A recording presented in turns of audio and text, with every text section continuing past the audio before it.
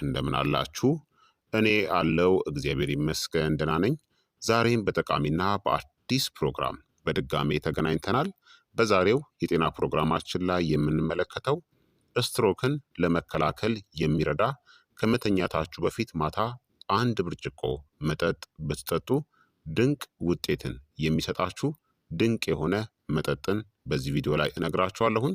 ስትሮክን ብቻ አይደለም መላ ጤናችሁን እናም ሰውነታችሁንም የሚያድስ ድንቅ የሆነ መጠጥ ነው ማለት ነው።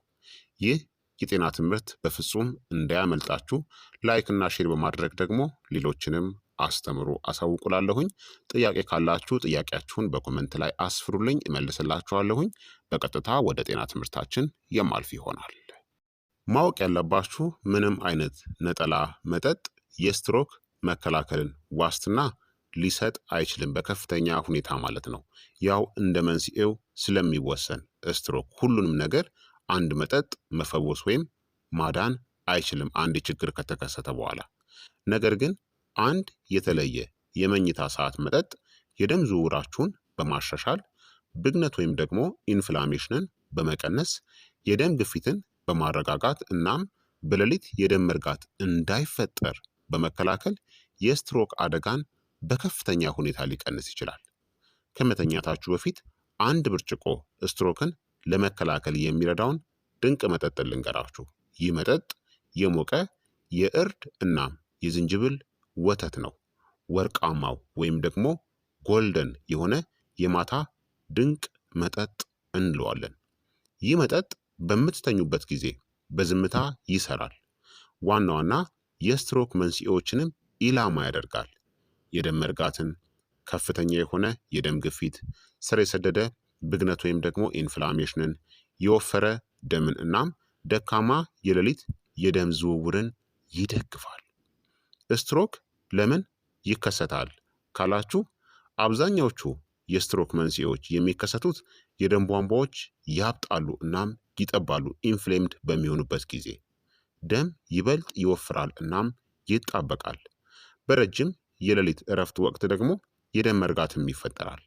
የደም ግፊት በሌሊት በዝምታም ይጨምራል። ደካማ የደም ዝውውር ደግሞ አንጎልን ኦክስጅን ያስጠመዋል። በዚህ ጊዜ ስትሮክ ይከሰታል ማለት ነው። ይህ መጠጥ ታዲያ እነዚህን አምስቱንም በቀጥታ የሚፈታ ድንቅ መጠጥ ነው። መጠጡ ምን ውስጡ ይገኛልና ለምን ይሰራል ካላችሁ፣ አንደኛ ይዘቱ እርድ ነው። ግማሽ የሻይ ማንኪያ የእርድ ዱቄት። የእርድ ቁልፍ ውህዱ ኩርኩሚን ከፍተኛ የሆነ አንቲ ኢንፍላማቶሪ ነው። ያልተለመደ የደም መርጋትን ይከላከላል። የደም ቧንቧ ብግነት ወይም ደግሞ ኢንፍላሜሽንን ይቀንሳል። የደም ቧንቧዎችን የመለጠጥ ችሎታን ያሻሽላል። ድምፅ አልባ የደም ቧንቧ ጉዳትንም ይቀንሳል። ኩርኩሚን የአንጎል የደም ቧንቧዎች ክፍትና ለስላሳ ሆነው እንዲቆዩም ይረዳል። ሁለተኛ ደግሞ ዝንጅብል ነው። ግማሽ የሻይ ማንኪያ ትኩስ ዝንጅብል ወይም ደግሞ ሩብ የሻይ ማንኪያ የዝንጅብል ዱቄት። ዝንጅብል ምን ያደርጋል? ደምን በተፈጥሮ ያቀጥናል። ቀላል እናም ደህንነቱ በተጠበቀ መልኩ ወደ አንጎል የሚደረገውን የደም ዝውውርንም ያሻሽላል። የፕላትሌት መጣበቅንም ይቀንሳል። እንዲሁም በሌሊት የሚከሰቱ የደም ግፊት መጨመሮችንም ይቀንሳል።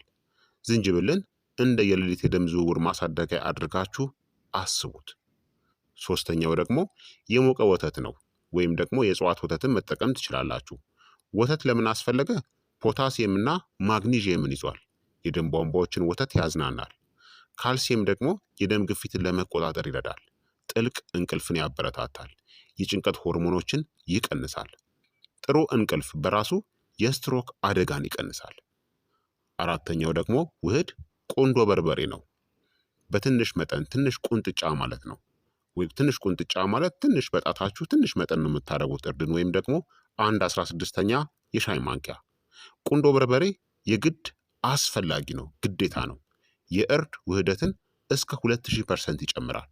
ያለ ቁንዶ በርበሬ እርድ በጭንቅ ነው የሚሰራው፣ ጥቅሙንም አታገኙትም ማለት ነው። ስለዚህ በሰውነታችን የእርድ ውህድ ኩርኩሚን በትክክል እንዲዋጥና እንዲመጠጥ ቁንዶ በርበሬ ትንሽ ኤፒንች የምንላት ወይም ደግሞ ትንሽ መጠን አስፈላጊ ነው ማለት ነው። አዘገጃጀቱም የሚያስፈልጋችሁ ግብአቶች አንድ ብርጭቆ የሞቀ ወተት፣ ግማሽ የሻይ ማንኪያ የእርድ ዱቄት፣ ግማሽ የሻይ ማንኪያ የተፈጨ ዝንጅብል ወይም ሩብ ደረቅ የዝንጅብል ዱቄት፣ ትንሽ ቁንጣሪ ቁንዶ በርበሬ፣ እንደ ምርጫችሁ ደግሞ ግማሽ የሻይ ማንኪያ ማርን መጨመር ትችላላችሁ። የደም ስኳር መጠናችሁ የተረጋጋ ከሆነ ብቻ ማለት ነው። ታዲያ ወተቱን ቀስ ብላችሁ አሙቁ፣ ማፍላት አይደለም። እርድ ዝንጅብልና ቁንዶ በርበሬውን ጨምሩበትና አዋሃዱት። በደንብ አማስሉት። ከዛም ከመተኛታችሁ ከ30 እስከ 60 ደቂቃዎች በፊት መጠጣት ነው። ይህ መጠጥ ከስትሮክ እንዴት ይከላከላል? አንደኛ የሌሊት የደም መርጋትን ይከላከላል። ዝንጅብልና እርድ የፕላትሌት መከማቸትን ይቀንሳሉ። ደም ለስላሳ እናም ተላላፊ ሆኖ ይቆያል። ሁለተኛ የሌሊት የደም ግፊትን ይቀንሳል። ማግኒዥየም እና ፖታሲየም የደም ቧንቧዎችን ያዝናናሉ። አደገኛ የእኩለ ሌሊት የደም ግፊት መናርን ይቀንሳል። ሶስተኛ የደም ቧንቧ ብግነት ወይም ደግሞ ኢንፍላሜሽንን ይቀንሳል። ስር የሰደደ ብግነት ቁጥር 1 ድምፅ አልባ የስትሮክ መንስኤ ነው። ኩርኩሚን የቧንቧ ግድግዳዎችን ያረጋጋል። አራተኛ የአንጎል የደም ዝውውርን ያሻሽላል። የተሻለ የደም ዝውውር ካለ ያነሰ የኦክስጅን እጥረት ይኖራል ማለት ነው።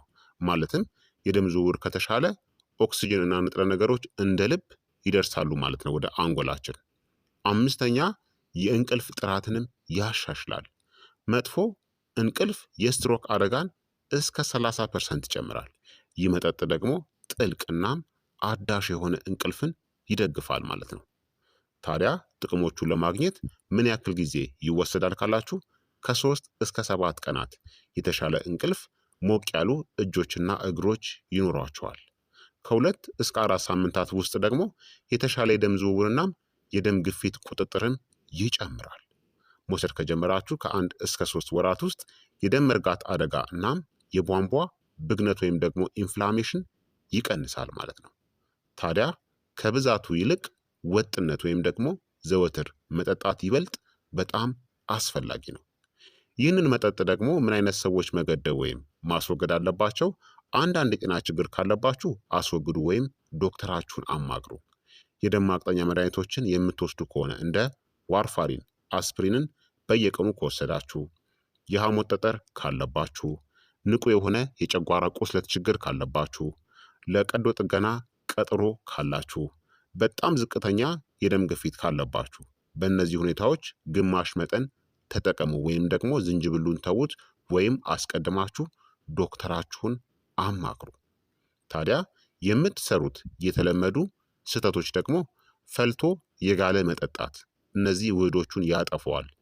ወተቱ ለብ ነው ማለት ያለበት። ቁንዶ በርበሬን መተው። ቁንዶ በርበሬን ተዋችሁ ማለት እርዱ በከንቱ ይባክናል ማለት ነው። ጥቅሞችንም ታጣላችሁ።